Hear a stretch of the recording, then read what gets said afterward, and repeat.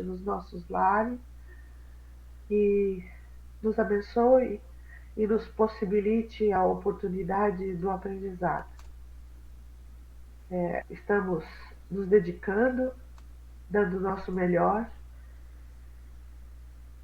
para aprender e para evoluir. Que assim seja. Então, vamos lá. Meninos, semana passada não tivemos aula porque estava muito ruim a internet. Mas muito ruim. Em função do feriado, né? Do carnaval, tinha tanto barulho em volta da minha casa, porque eu moro em casa, né? Mas era tanto barulho dos vizinhos, festa, bagunça. Não dá, nossa, ia ficar horrível para a gente estudar. É verdade. Eu tive, muito, né? Eu tive muita dificuldade até para fazer as vibrações das 22 horas. Né? Porque essa época as pessoas vêm para se exceder, infelizmente. É Né? verdade. É verdade. E, e daí, nossa, como é que eu vou fazer? Essa internet é ruim desse jeito, caindo, oscilando muito, porque quanto mais pessoas tem na cidade, parece Uhum. que ela diminui, né, a Ela firmeza divide dela. o sinal, porque eles não estão, eles deveriam, como se diz, Suplantar. investir no sinal aqui, mas eles não investem, eles querem que fique do jeito que está e você paga, entendeu? Exato. Então eu achei por bem. Mas você podia pôr a vivo, né? Ao invés de ficar com a net. Você tem que pôr a vivo. A vivo é outra coisa. Você vai ficar na sua casa com 600 megas. Eu tenho 350. Então, mas vai ficar com 600, pagando menos do que você paga na Claro. Vamos pensar nisso. Pense, pense Ah, muito. vamos pensar. Vamos pensar. Vamos lá, então, gente. Nós paramos. O nosso último. Paramos no item 61, não é isso? Nós estamos. 62 hoje. É, vai começar o É, 62. vamos ler o 62. Nós estamos no capítulo 2, já da segunda parte do livro dos médiuns, das manifestações físicas, das mesas girantes. Ok? Tudo bem? Vamos lá, Edna, você pode ler para a gente, por favor?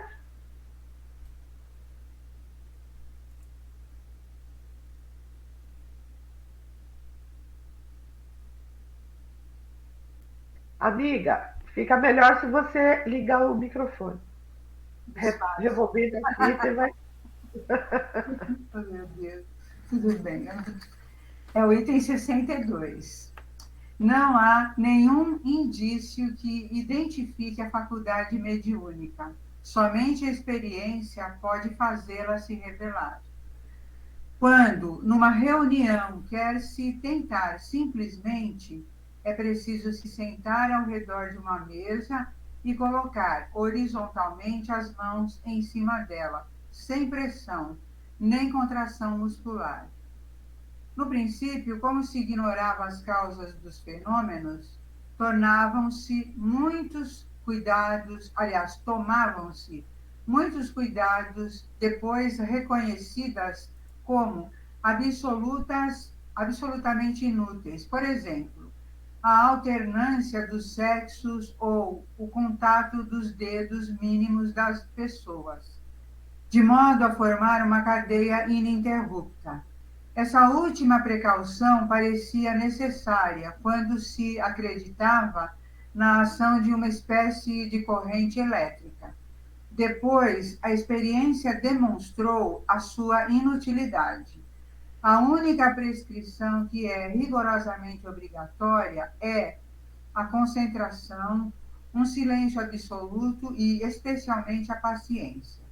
Se o efeito demorar, pode acontecer que ele se produza em alguns minutos, como pode demorar meia hora ou uma hora.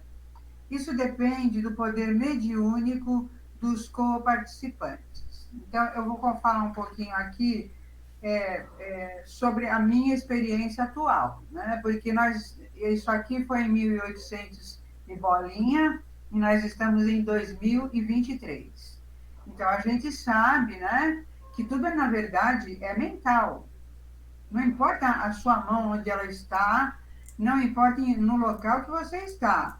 o importante é o que ele fala aqui. Você tem que estar concentrado. Você tem que estar em silêncio para que o espírito que vier dar comunicação, ele consiga se aproximar por afinidade, porque é assim que acontece. Se ele não tiver afinidade com você, ele não se aproxima, ele não consegue, né? Na verdade. E isso pode, como ele fala, às vezes acontece em meia hora, em 2 minutos, em 1 hora, e às vezes não acontece. É uma questão também do que ele fala, poder mediúnico, mas que a gente se liberte dessas coisas, né? Vamos dar as mãos, vamos fazer corrente. Isso a gente acabou aprendendo na pandemia que isso não é necessário, porque a gente fazia reunião mediúnica online e era igualzinha, quer dizer, igualzinha, não é igualzinha, porque nada é igual, né? Mas funciona como funciona no presencial, acontecem as mesmas coisas. É claro que não é na questão do socorrista. O socorrista tem uma outra uma outra situação. Mas a mediunidade não é necessário que se dê mão, que nada disso. Ela funciona através da comunicação mental, ok? Vou fechar que eu falei mais que a mulher da cobra. Pode falar, Magda, que daí eu vou complementar a Edna. Não, mas como a Edna estava explicando, isso aconteceu com a gente. Nós fizemos os exames espirituais online. Então, você vê, como a Edna falou, não precisa ser de mão dada, não precisa ser o ambiente nem nada. Os 2 primeiros exames, né, que o terceiro nós fizemos presencial, mas os 2 primeiros exames que nós fizemos da escola foi online. E é como a Edna acabou de explicar. O que Kardec fala aqui no livro dos médiuns é que a época da publicação deste livro, né, os efeitos inteligentes, os fenômenos que aconteciam eram das mesas girantes.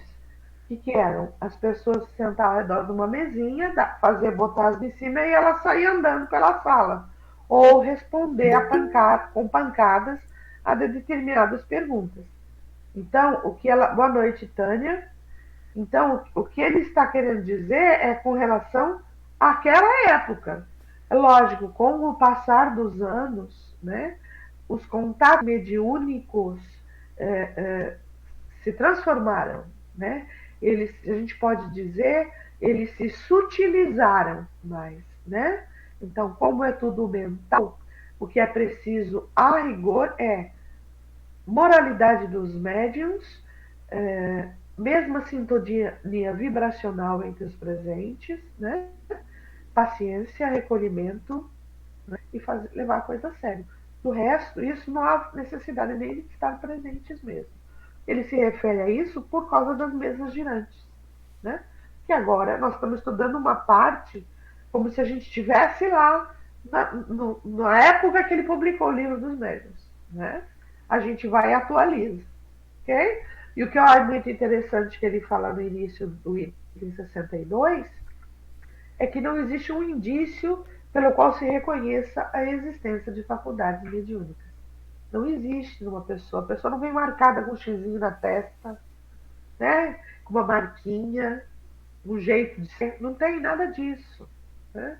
Não existe nada que identifique. É lógico, as pessoas que têm a mediunidade já desenvolveram, especialmente a visão mediúnica, eles conseguem muitas vezes perceber a mediunidade, a companhia espiritual das pessoas que se achegam dela.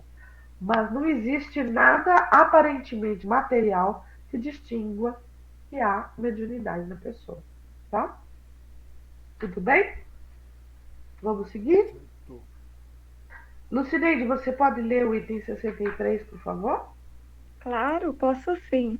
Uma boa noite aí a todos, para quem eu não vi ainda. 63.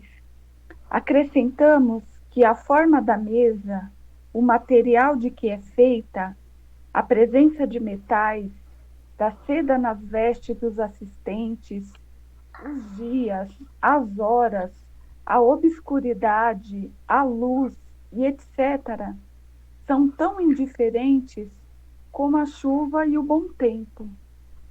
Só o peso da mesa pode ter alguma importância, mas apenas nos casos em que a potência mediúnica não seja suficiente para movê-la.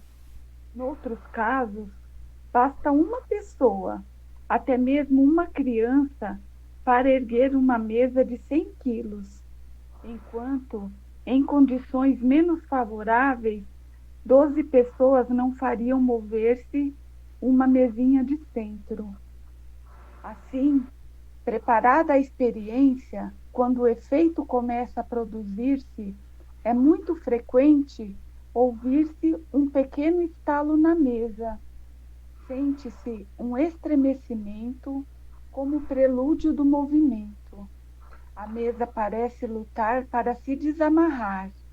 Depois, o movimento de rotação se inicia e se acelera, a tal ponto que os assistentes se veem em apuros para segui-lo. Desencadeado assim o movimento, pode-se mesmo deixar a mesa livre, que ela continua a mover-se sem contato e em várias direções. De outras vezes, a mesa se ergue e se firma, ora num pé, ora noutro, e depois retoma suavemente sua posição natural. De outras, ainda ela se balança para frente e para trás, e de um lado para o outro, imitando o balanço de um navio. E de outras, por fim, mas sendo necessário para isso considerável potência mediúnica, ela se levanta inteiramente do assoalho e se mantém em equilíbrio no espaço, sem qualquer apoio, chegando mesmo em certas ocasiões até o forro, de maneira que se pode passar por baixo. A seguir, desce lentamente, balançando-se no ar, como uma folha de papel, ou cai violentamente e se quebra. Isso prova de maneira evidente que não houve uma ilusão de ótica. Nossa, que descritiva, assim, eu fiquei lendo e imaginando a cena, né, da forma que ele descreve com tanta riqueza de detalhes, né, que eu gostaria de ter vivenciado. Visualizar, inclusive, a mesa, né? Esse movimento da mesa. É muito interessante. É interessante ele falar de força mediúnica, né? Aí nós vamos ver mais para frente que essa força mediúnica nada mais é do ectoplasma que é doado pelos presentes para que o espírito em si, junto com o fluido cósmico universal, manipule esses dois para fazer a mesa se movimentar. Então, quanto maior a doação de ectoplasma entre os presentes, e aí não há necessidade de haver médiums de trabalho ou não, certo? Porque todos nós doamos ectoplasma, eu já comentei com vocês, nós emitimos ectoplasma através da nossa respiração, da nossa transpiração, não é? Então, quando ele fala considerável força mediúnica, quanto maior a quantidade de ectoplasma fornecida ao espírito, maior, melhor, mais sutil, mais calmo e tranquilo é o movimento e mais patente, né? Muitas vezes ela se fixou longe do chão mesmo. Quer complementar, Lucineide? Outra coisa que eu achei interessante foi no começo, né, que ele fala que não importa, né, não importa, como foi dito no item anterior, aonde isso ocorra, né? Quem são as pessoas envolvidas ali, né? Não tem não é como você falou, eu acho que vamos dizer assim, eu vou falar com as minhas palavras, eu acho que é a disponibilidade das pessoas que estão ali em se doar que vai fazer com que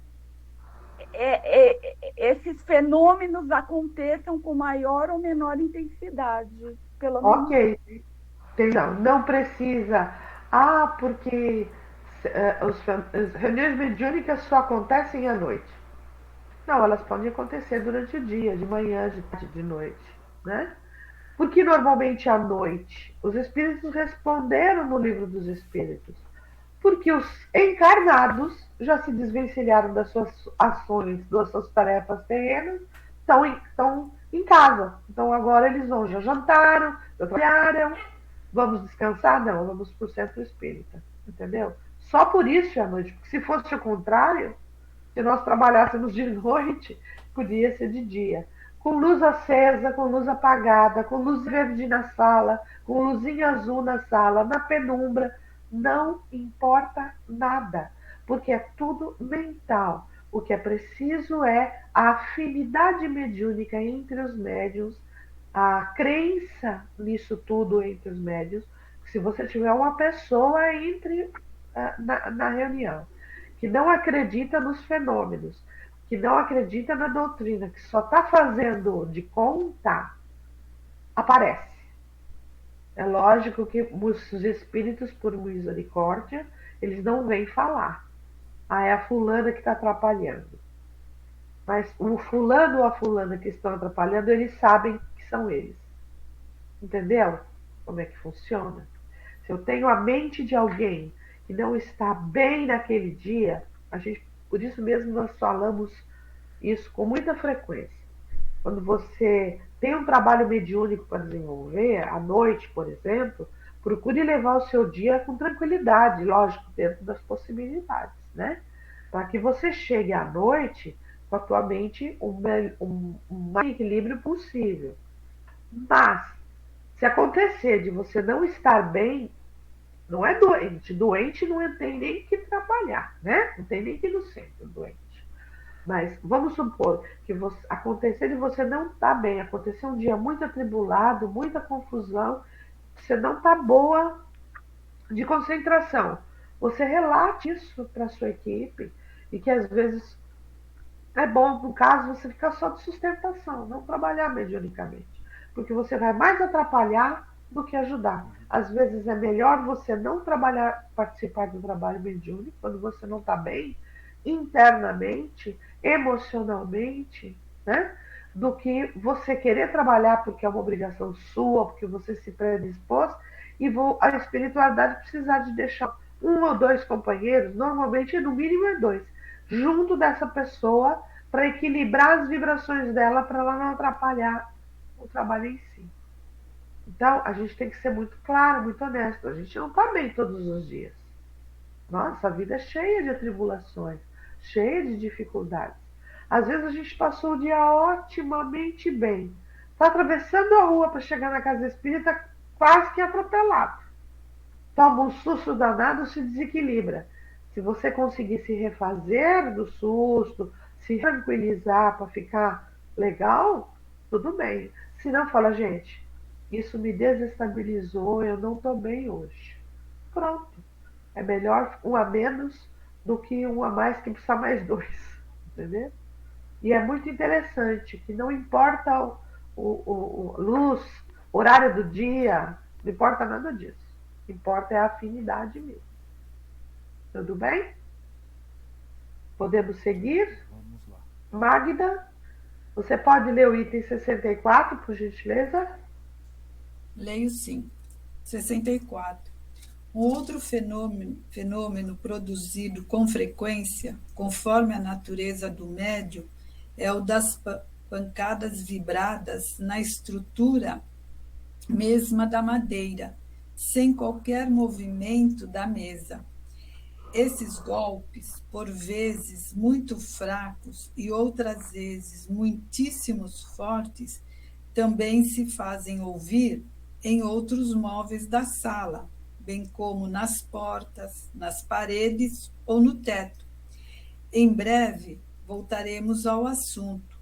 Quando eles ocorrem na mesa, aí produzem uma vibração muito apreciável pelos dedos e, sobretudo, muito distinta quando se apura o ouvido. E aí, quer falar alguma coisa? Nós não temos. nós não temos mais esse tipo de manifestação, né? Mas explica muitas das histórias que nós ouvimos os antigos contar, de batidas na porta, no forro, barulho de cadeira caindo, barulho de panelas caindo, copos quebrando, né? Essas pancadas podiam ser fracas ou fortes. Isso é indiferente. Tudo bem?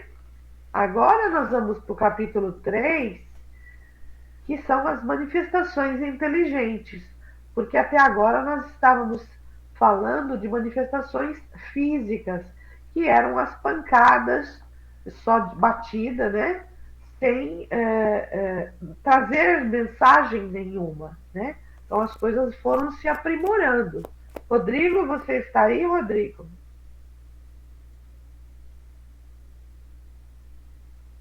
Edna, você pode ler então a 65 para a gente, capítulo 3 das manifestações inteligentes. Então, o item 65.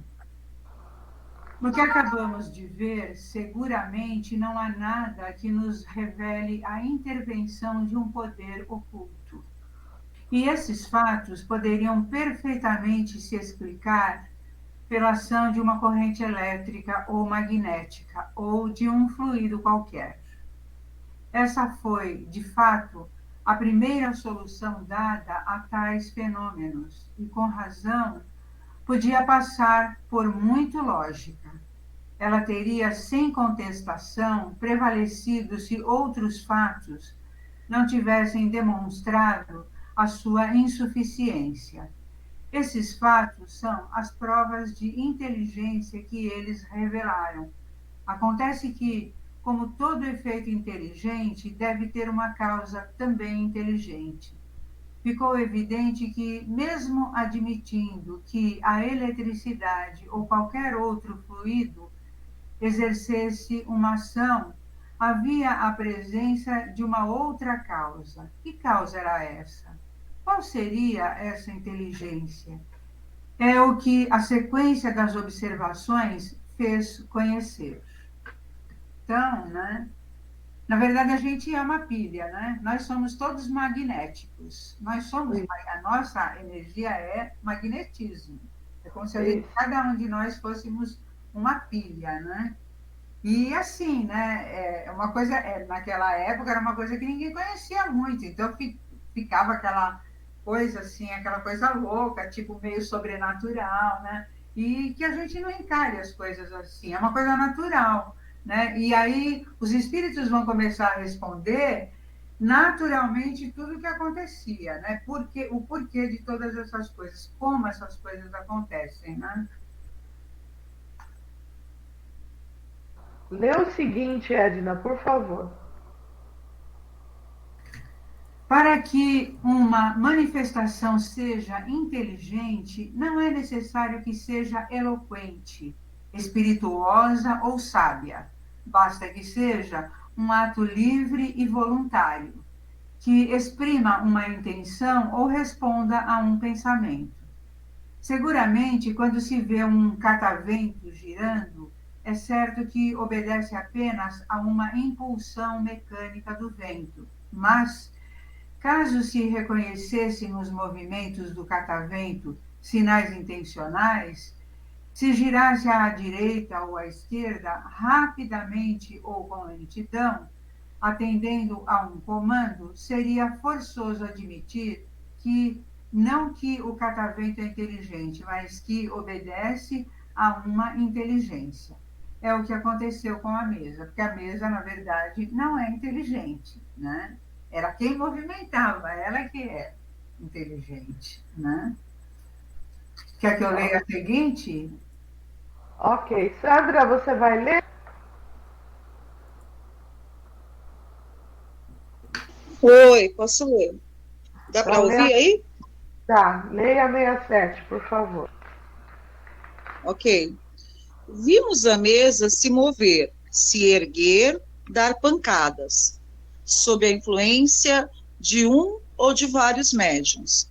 O primeiro efeito inteligente que foi notado foi o de ver esses movimentos obedecerem a um comando. Assim, sem mudar de lugar, a mesa se levantava alternativamente sobre o pé designado. Depois, caindo, dava um número determinado de golpes, respondendo a uma questão. De outras vezes, a mesa, sem o contato de ninguém, passeava sozinha pelo quarto, indo à direita ou à esquerda, para frente ou para trás, executando diversos movimentos conforme a ordem dos assistentes. É bem evidente que descartamos qualquer suposição de fraude, que admitimos a completa lealdade dos assistentes, atestada pela sua honorabilidade e seu perfeito desinteresse. Falaremos mais tarde das fraudes contra as quais é prudente estar-se em guarda. Tudo bem? Estamos falando das mesas aí já respondendo às perguntas dos assistentes. Então, os médios que estavam presentes, a mesa girando, né? Você pode ir para a direita, a mesa ia para a direita. Agora vai para a esquerda, a mesa ia para a esquerda. Então, se essa mesa está obedecendo a um comando inteligente, é porque tem alguma inteligência junto com essa mesa executando esse comando. Porque uma mesa de madeira não tem inteligência sozinha para isso. Ok? Rodrigo, você está aí? Acho que ele não está. Magda, você... travado aqui. Tá bom, tá bom. Tá ouvindo? Se você ouvir, tá ótimo. Eu estou ouvindo, estou tentando abrir aqui o livro. Tá bom, querido. Magda, pode ler o item 68, gente? Posso. 68. Por meio dos golpes vibrados e, principalmente, dos golpes internos de que acabamos de falar, obtém-se efeitos ainda mais inteligentes, como a imitação das diversas maneiras de rufos de tambor, de tiroteios, de pelotão, de canhoneio, depois o ruído da serra, as pancadas de martelo, a marcação do ritmo de algumas áreas, etc. Como é fácil de compreender, um vasto campo se abria à investigação.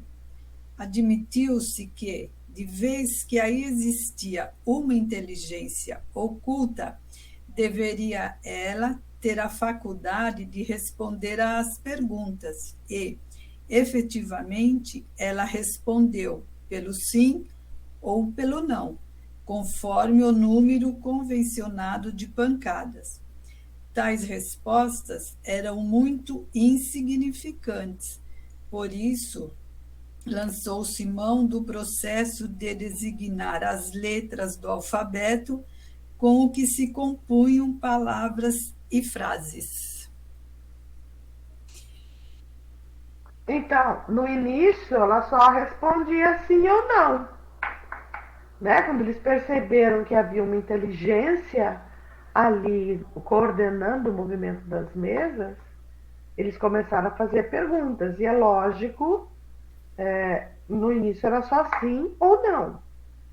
Até que eles resolveram botar um alfabeto de letras no chão, escritas num papel, e a mesa começou a responder as perguntas, é lógico, de coisas bem simples até coisas mais complexas. Foi assim que se desenvolveu, né?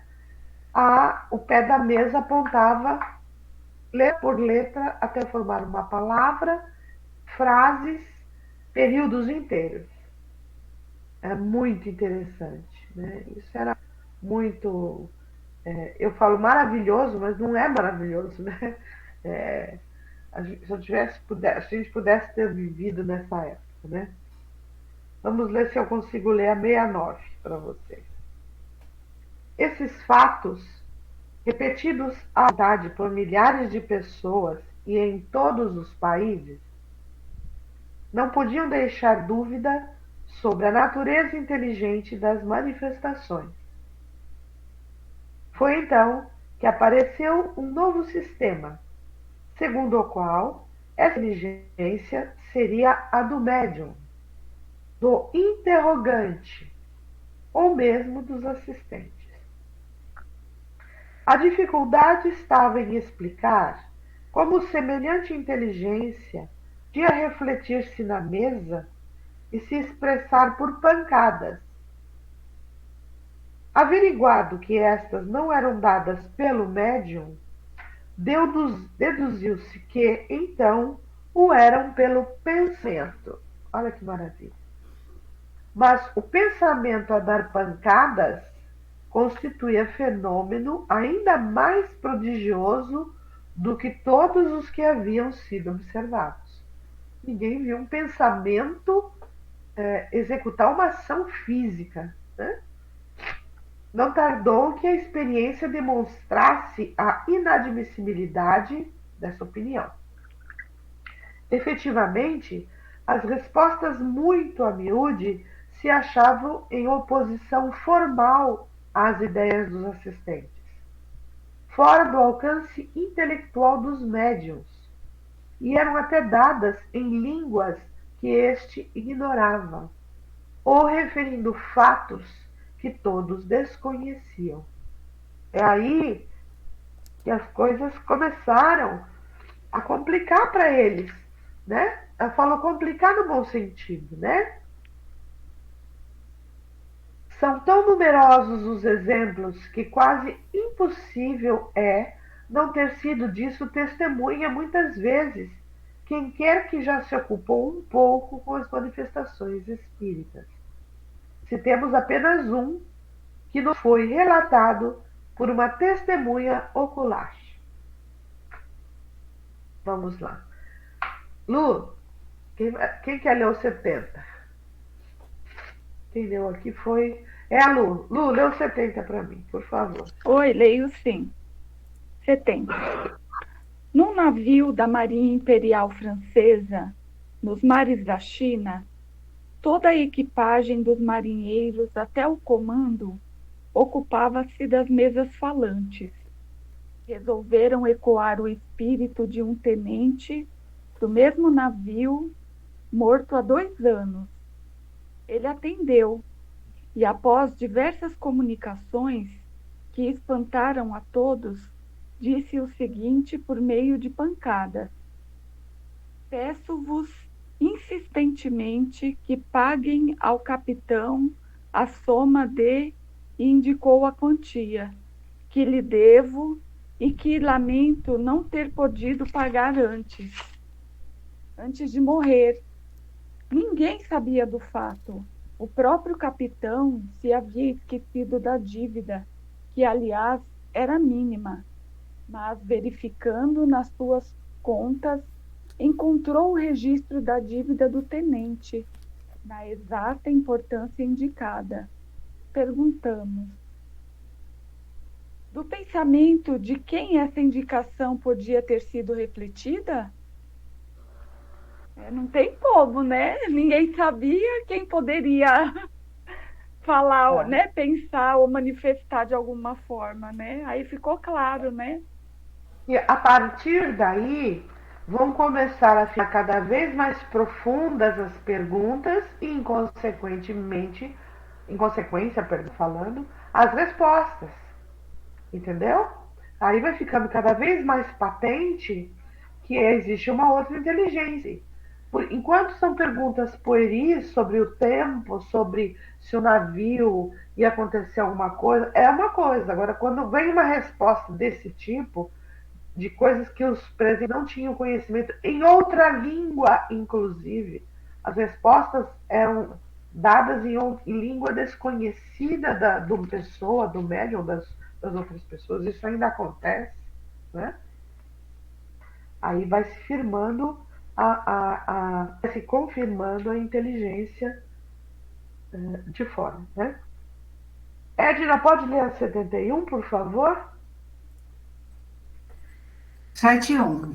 Aperfeiçoou-se a arte das comunicações pelas pancadas alfabéticas, mas o processo era muito lento, porém obteve-se algumas comunicações de certa extensão, assim como interessantes revelações sobre o mundo dos espíritos. Eles mesmos indicaram outros meios, e assim se deve a eles a descoberta das comunicações escritas. As primeiras comunicações assim recebidas aconteceram prendendo-se um lápis ao pé de uma mesa leve, colocada sobre uma folha de papel. A mesa, uma vez em movimento pela influência de um médium, punha-se a traçar caracteres, depois palavras e frases. Simplificou-se sucessivamente esse processo, com as mesinhas do tamanho da mão, feitas para isso, depois com cestas, caixas de papelão e, por fim, com simples pranchetas. A escrita era tão corrente, tão rápida e tão fácil como a manual, mas reconheceu-se mais tarde que todos esses objetos eram definitivamente apenas apêndices, verdadeiras lapiseiras desnecessárias, desde que o próprio médium segurasse com a sua mão o lápis. A mão, levada por um movimento involuntário, escrevia sob o impulso dado pelo espírito e sem a ajuda da vontade ou do pensamento do médium. Desde então, as comunicações do além-túmulo são como a correspondência habitual entre os vivos. Voltaremos a esses diferentes meios que explicaremos detalhadamente, resumimos para mostrar a sucessão dos fatos que conduziram à constatação nesses fenômenos da intervenção de inteligências ocultas, ou seja, de espíritos. Então, precisou passar por todas essas coisas, mesinha, cestinha, um monte de coisa para chegar numa coisa que era tão fácil, era só pegar um lápis e escrever. Mas tudo bem, tudo foi válido, né? E, de repente, começou a acontecer com a escrita, né? E assim, né, quando ele fala aqui no final, né, que o Chico tinha ele fazia assim, ele ficava, de uma certa maneira, a mão dele mexia e ele não tinha controle da mão dele, ele escrevia sob a movimentação do espírito que quer que ele escreva. Então, a mão dele ficava livre. Hoje em dia, isso já não acontece mais, porque as comunicações são cada vez mais mentais. Então, essa coisa, por exemplo, do Chico pegar a prancheta e ele primeiro começar a sentir alguma coisa para o braço movimentar, essas coisas cada vez ficam mais raras, já não estão acontecendo mais, né? É isso. É o que a gente denominava de médium consciente, semiconsciente ou inconsciente, não é? O médium não tinha noção de nada do que estava acontecendo, ele simplesmente liberava seu braço e sua mão, e ele podia ficar conversando com outra pessoa aqui do lado sobre algum outro assunto, que a mão dele ia se movimentar e escrever. Isso nesses primórdios. É lógico, com o passar do tempo, a evolução dessas comunicações foi se percebendo que isso podia ficar cada vez mais sutil, né? As psicografias que eram feitas de olhos fechados e o médium está escrevendo coisas que ele não sabe. Tem escritas que eram feitas como numa tipografia, o médium está vindo, vê na mente como um tipógrafo, sabe aquelas letras que aparecem nos noticiários no final, a frasezinha que vai passando embaixo? Tem muitos médiuns, eu sou um tipo desse. Na hora de escrever, eu vou lendo na minha mente, aparece como se fosse a frase ali embaixo. E daí eu copio ela para o papel. Eu só faço isso, entendeu? São variações da psicografia, que é a escrita, né? E que vão se ficando cada vez mais sutis, até o ponto de agora eles falarem conosco pelo pensamento. Eles não precisam escrever para falar comigo, eles falam comigo pelo pensamento. Ah, eu ouço vozes. Sim, eu ouço vozes. né? Tem uma diferença do cara que ouve vozes e tem um problema de disfunção mental da mediunidade, né? Ok? Dúvidas? Tudo bem? Vamos para a teoria das manifestações físicas, tá? Agora o capítulo 4 vai nos trazer a teoria dessas manifestações, por que é que elas ocorriam, né? Movimentos, suspensões, ruídos, aumento e diminuição do peso dos corpos, porque isso acontecia realmente, lógico, mas ela diminui o peso dela e ela flutua, aumenta o peso dela e ela cai, entendeu? Isso aqui vamos para a teoria das manifestações físicas. Tudo bem, gente? Ficou alguma dúvida, não? Conseguiu abrir o livro, Rodrigo? Então, lê a 72 para a gente, por favor. Leio sim. Dá para me ouvir? Tá funcionando o microfone? 72. Demonstrada pelo raciocínio e pelos fatos, a existência dos espíritos, assim como a possibilidade que tem de atuar sobre a matéria, trata-se agora de saber como se efetua essa ação e como procedem eles para fazer que se movam as mesas e outros corpos inertes. Uma ideia se apresenta muito naturalmente e nós a tivemos. Dando-nos outra explicação muito diversa, pela qual longe estávamos de esperar, os espíritos a combateram, constituindo isto uma prova de que a teoria deles não era efeito de nossa opinião. Ora, essa primeira ideia todos a podiam ter, como nós. Quanto à teoria dos espíritos, não cremos que jamais haja acudido à mente de quem quer que seja. Sem dificuldade, se reconhecerá quanto é superior à que esposávamos, se bem que menos simples, porque dá solução a inúmeros outros fatos que com a nossa não encontravam explicação satisfatória.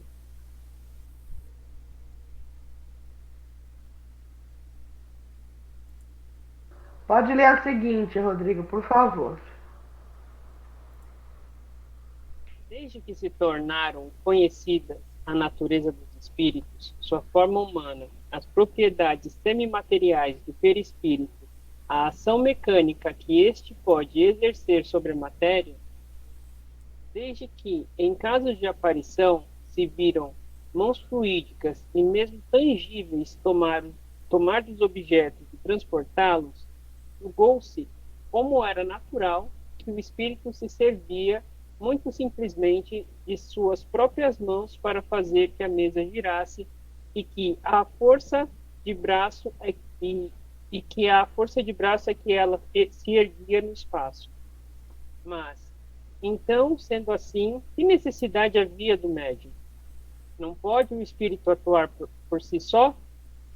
Porque é evidente que o médium, na maioria das vezes, põe as mãos sobre a mesa em sentido contrário ao do seu movimento, ou que mesmo que não coloque ali as mãos, não pode secundar o espírito por meio de uma ação muscular qualquer.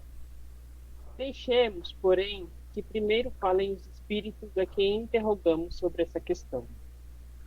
Então, agora nós vamos começar a falar da doação dos fluidos dos médiuns presentes, porque até agora eles acreditavam que é o próprio espírito que se utilizava de sua mão para fazer a mesa se movimentar. E não é isso, porque a mão do espírito não é mão física, certo, gente? A mão do espírito é mão imaterial, vamos falar assim, porque ela não é da matéria que nós conhecemos. Então, se essa matéria não é igual à matéria da mesa, como é que ela ia pegar a mesa e se movimentar?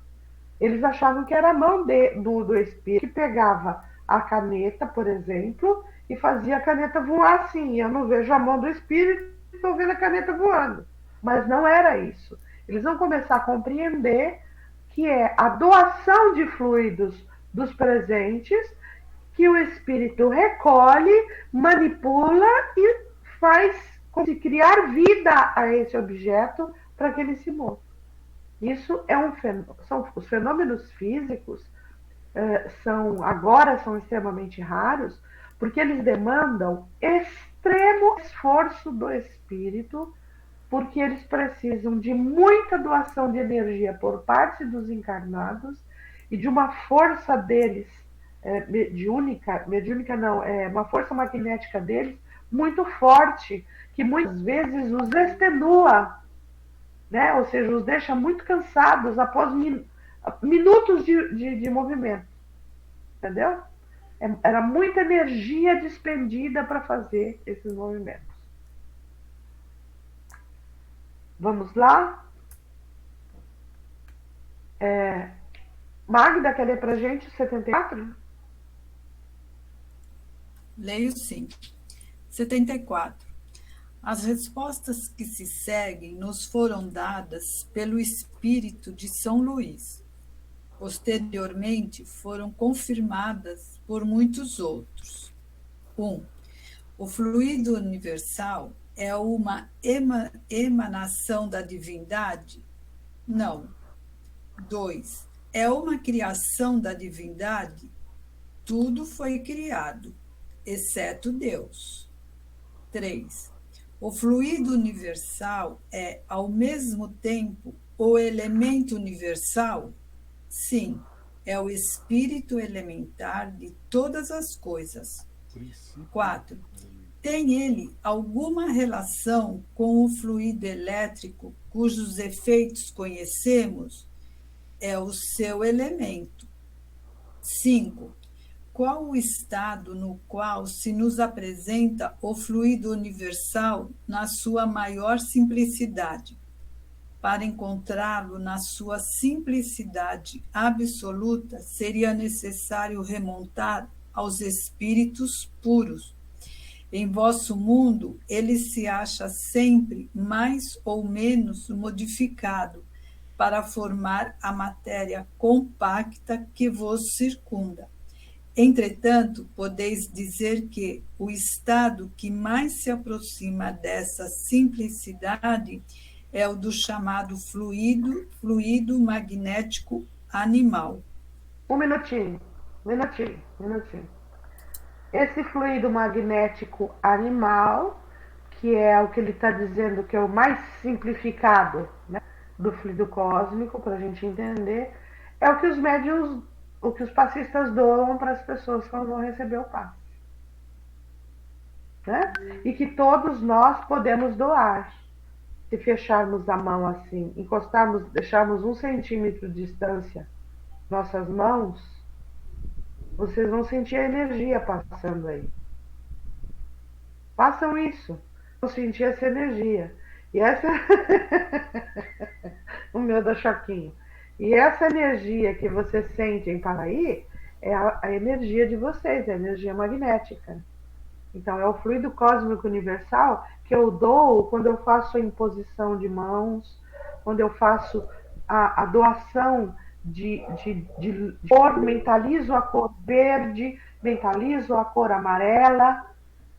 Então, vai sair esse fluido de mim, é esse fluido que nós doamos Olha, eu estou toda arrepiada. É esse fluido que nós doamos nas vibrações coletivas das 22 horas, quando a gente fala, vamos vibrar, vamos imaginar um raio branco de energia subindo. É o nosso fluido magnético que está subindo, que os espíritos recolhem para levar para o resto do mundo. Fala, Sandra.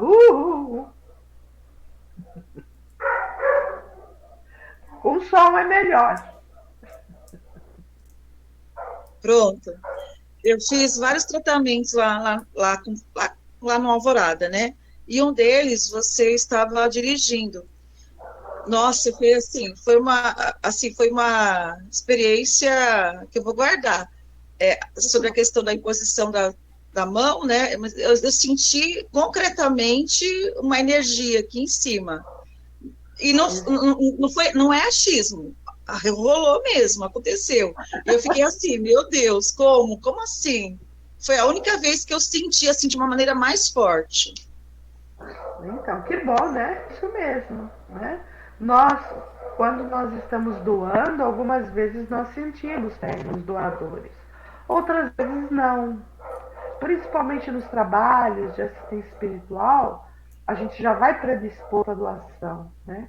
Por isso que a gente sempre fala, precisamos ter um dia tranquilo, ter uma alimentação leve, né?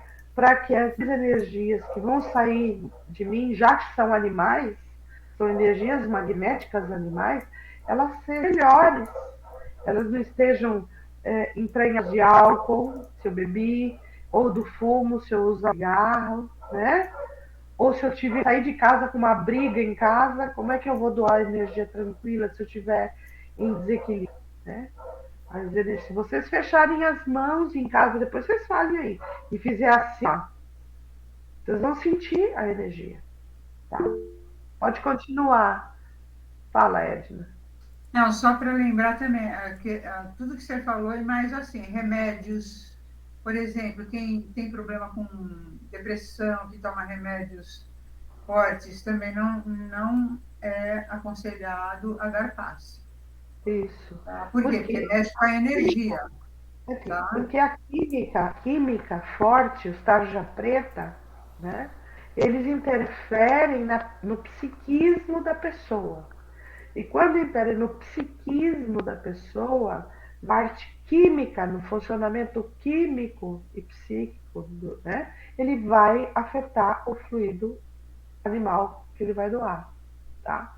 É lógico que existem remédios e remédios. Eu faço uso de medicações que não são tarja preta, são para ansiedade, mas não são tarja preta.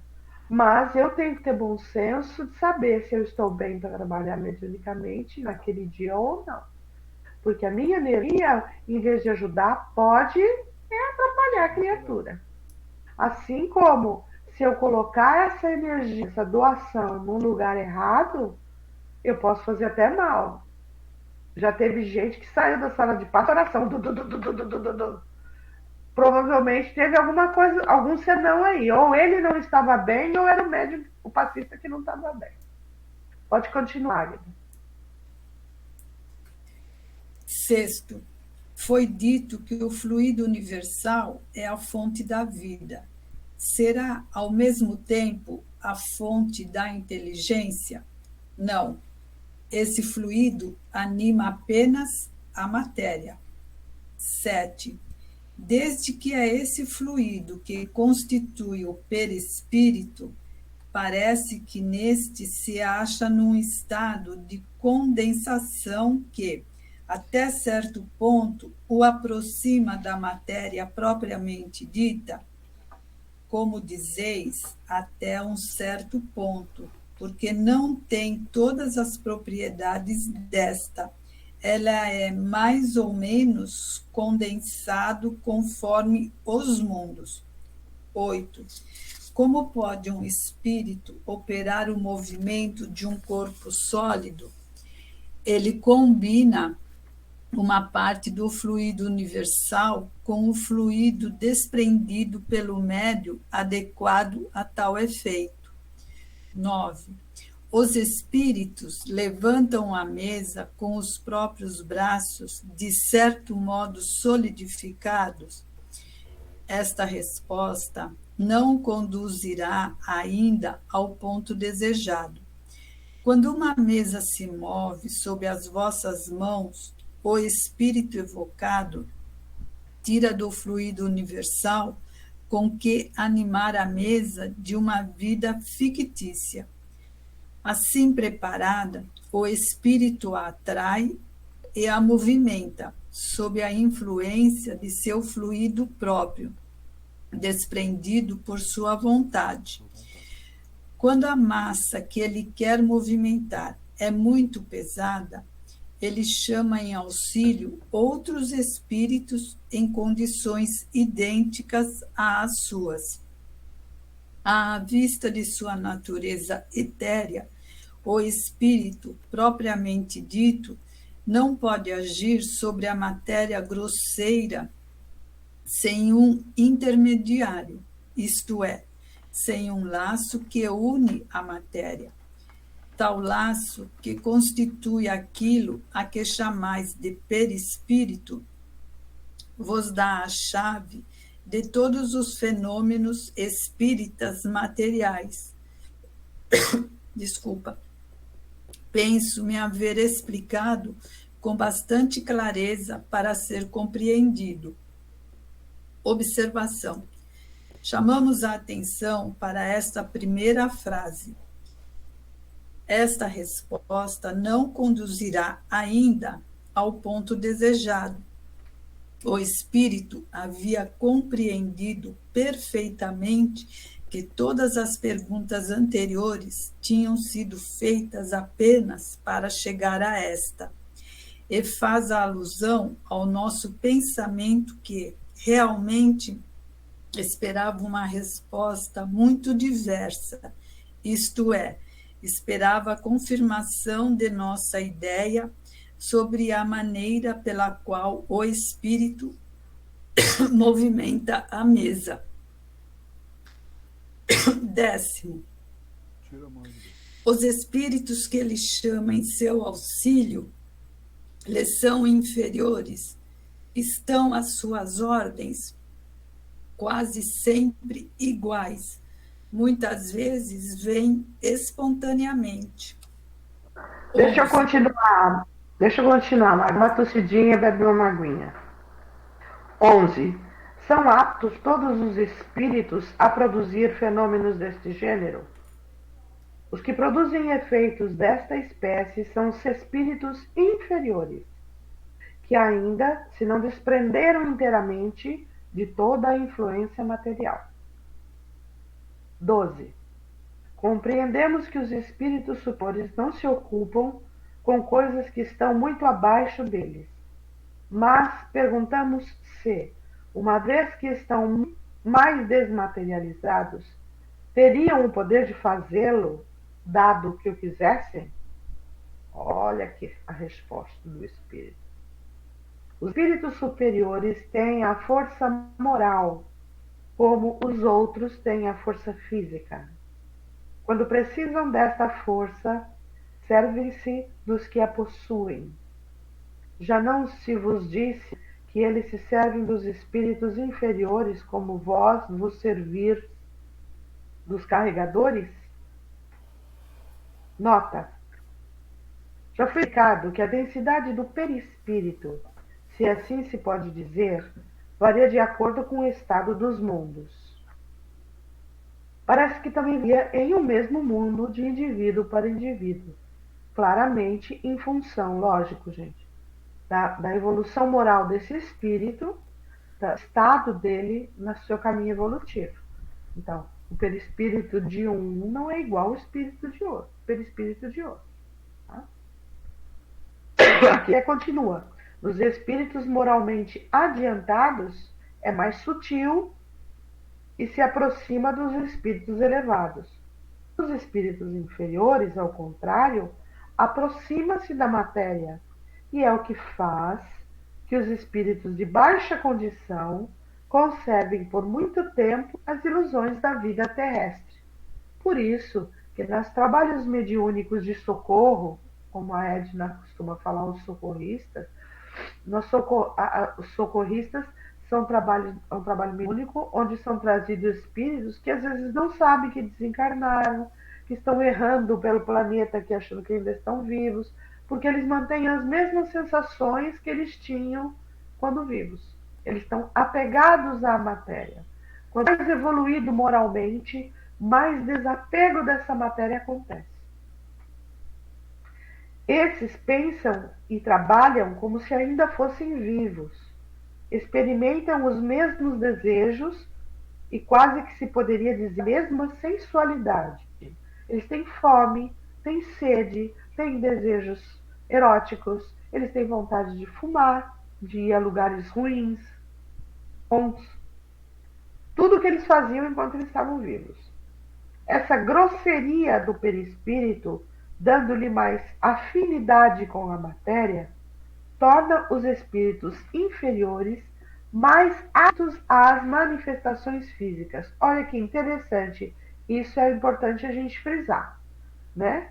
Eles falaram no Livro dos Espíritos também várias vezes que um espírito elevado não se ocupa de tarefas tolas. Mas, caso ele tenha alguma mensagem que ele precisasse passar à época deste livro, ele ia se utilizar de um espírito ainda inferior, com pouco esclarecimento, pouca evolução, apegado à matéria, para que ele pudesse doar a quantidade de fluido, o perispírito se adequasse ao fluido magnético do médium, que o médium estava doando, e assim a manipulação pudesse acontecer para o fenômeno ser realizado. Pela mesma razão é que um homem de sociedade, habituado aos trabalhos da inteligência, franzino, ou seja, magrinho e delicado de corpo, não pode suspender fardos pesados como faz um carregador. Nele, a matéria, de certa maneira, menos compacta, menos resistente aos órgãos. Há menos fluido nervoso. Sendo o perispírito para o espírito o que o corpo é para o homem, e como a sua maior densidade corresponde menor superioridade espiritual, essa densidade substitui no espírito a força muscular. Tá claro aqui, né, gente? Quanto maior o esforço a ser despendido, menor evolução espiritual o espírito apresenta para que a força dele em doação de fluido seja maior. Isto é, dá-lhe sobre os fluidos necessários às manifestações um poder maior do que a de que dispõe aqueles cuja natureza é mais etérea. Querendo um espírito elevado produzir tais efeitos, faz o que entre nós fazem as pessoas delicadas. Chama para executá-los um espírito de ofício. Ele ainda falou bem, fez uma ironia aí. A gente, quando não consegue, por exemplo, carregar um botijão de gás, a gente vai procurar alguém forte que possa carregar esse botijão para a gente e trazer ele até perto do fogão. Algumas pessoas não trocam botijão de gás, né? Outras já trocam, outras não carregam, outras carregam, né? Isso quer dizer o quê? É questão de cada um. Compreenderam isso? Então, sempre há uma correlação, gente, vocês ouvem ele falar sempre, uma correlação com a moralidade, com a evolução, né? Então, eu vou me ocupar do que na espiritualidade? Eu preciso me melhorar moralmente, eu preciso me evangelizar para que eu possa desempenhar tarefas cada vez mais evoluídas para mim e para as pessoas ao meu redor, tanto encarnada como não encarnada. Ok? Mas isso não quer dizer que os que não ainda a têm são deixados de lado. Não, todos têm a sua utilidade. Tudo é útil. Tudo no universo tem utilidade. 13. Outra pergunta. Se compreendemos bem o que disseste, o princípio vital reside no fluido universal. Certo? É claro para nós, né? Nós já estudamos isso no outro livro. O espírito tira deste fluido o envoltório semimaterial que constitui o seu perispírito, e é ainda por meio deste fluido que ele atua sobre a matéria inerte. É assim? Resposta do espírito é. Quer dizer, ele empresta à matéria uma espécie de vida fictícia. Ele joga esse fluido na matéria. A matéria se anima da vida animal. A mesa que se move debaixo das vossas mãos vive como um animal, porque foi-lhe dada fluido magnético animal. Mas ela não tem inteligência. A inteligência, gente, eu não estou lendo mais não. A inteligência é dada pelo comando do espírito que está conduzindo o fenômeno. Aí ele vai responder as questões e vai dar a inteligência. Imaginem essa mesa parada, sendo impregnada desse fluido, como se fosse uma gosma. Vamos falar assim, tá? fica mais fácil visualizando, né? E daí, com essa gosma envolvendo ela todinha, ela cria uma vida animal. Que nem nos desenhos animados, quando os bules de chá, as chaleiras e os candelabros da Bela e da Fera criam vida. É mais ou menos aquilo. Tá? O desenho, sem querer, dá um exemplo interessante para a gente. Só que eles não fazem nada inteligente se não tiver a inteligência de um espírito ali para lhe direcionar. Não é este quem a impele, como faz o homem com um fardo. Perdão, vou voltar. A mesa que se move debaixo das vossas mãos vive como um animal. Obedece por si mesma ao ser inteligente. Não é este que a impele, que a move, como faz o homem com um fardo, com uma sacola. Quando ela se eleva, não é o espírito quem a levanta com o esforço do seu braço. É a própria mesa que, animada, obedece à impulsão que lhe dá o espírito. Vamos lembrar sempre do exemplo da Bela e a Fera, das chaleirinhas, das xícaras, daquelas cômodazinhas que falam com ela, né? Que papel 14? Que papel desempenha o médium nesse fenômeno? Ah, agora é interessante. Nossa, gente, 9h12. E agora? Vai ficando tão interessante que a gente perde Vamos deixar para a próxima semana. Plim, plim. Vamos ler a 14 na próxima semana, tudo bem? Vai ficando tão interessante que a gente não quer parar, né? E vai ficar cada vez mais interessante. Vocês vão perceber que cada vez mais vai ficar interessante, né? Não tem nada de medo, nada de assustador. É tudo explicado cientificamente. Quer falar alguma coisa, Edna? Ou algum dos presentes, se quiser falar? Só para falar que assim, né? A gente não. Primeiro que não precisa ter medo. Segundo, que a gente. O nosso perispírito, como a Mari falou, cada um tem o seu, é uma impressão digital. Então, quando a gente pensa, as pessoas falam assim, mas incorporou, não incorpora nada, não existe incorporar. Tá? Nenhum outro espírito de fora pode entrar no seu corpo e te paralisar e ele se manifestar pelo seu corpo. Isso também não existe. Que a gente comece a observar essas coisas, porque vai aparecer uma série de coisas e a gente fica pensando também nessas coisas, né? Vamos estudar. Nossa permissão. Se você der permissão, ele vem. Na realidade, a afinidade é como colar o relé, que a gente fala, né? O relé do espírito cola no relé do médium. Então, é perispírito a perispírito que há a comunicação de sensações. Ninguém vai entrar no corpo de ninguém porque um espírito só ocupa um espaço. Meu espírito também não sai de mim para o outro entrar. Isso não existe. Meu espírito não fica de ladinho para o outro entrar aqui e falar o que ele quiser. Não. Meu espírito vai estar sempre dentro do meu corpo, né? No perispírito. E o que tem a gente fala de colar. Eu gosto muito dessa figura de linguagem. Colar o relé.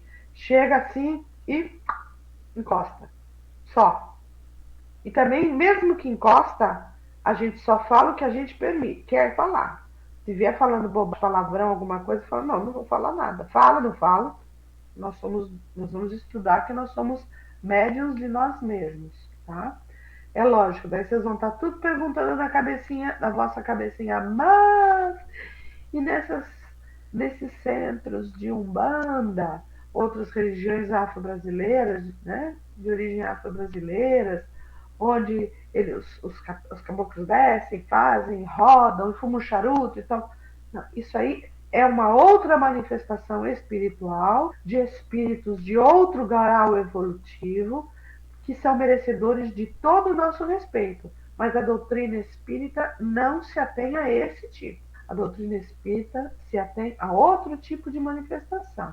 já mais sutil, mais desenvolvida, muito mais pelo pensamento, pela vontade, pela espiritualização do médium que está participando. É lógico, vai chegar um dia que não vai haver mais necessidade de médiums, porque todos nós vamos conversar com a espiritualidade mentalmente, como conversamos aqui entre nós, tá? Mas até lá vão ser as coisas mais ou menos assim.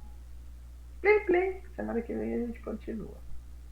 Vamos agradecer pela oportunidade que nós tivemos de estar juntos, pela confiança em nós depositada, que os espíritos superiores que nos circundam e que fazem parte deste estudo recebam nossa gratidão eterna pela sua presença junto conosco, né?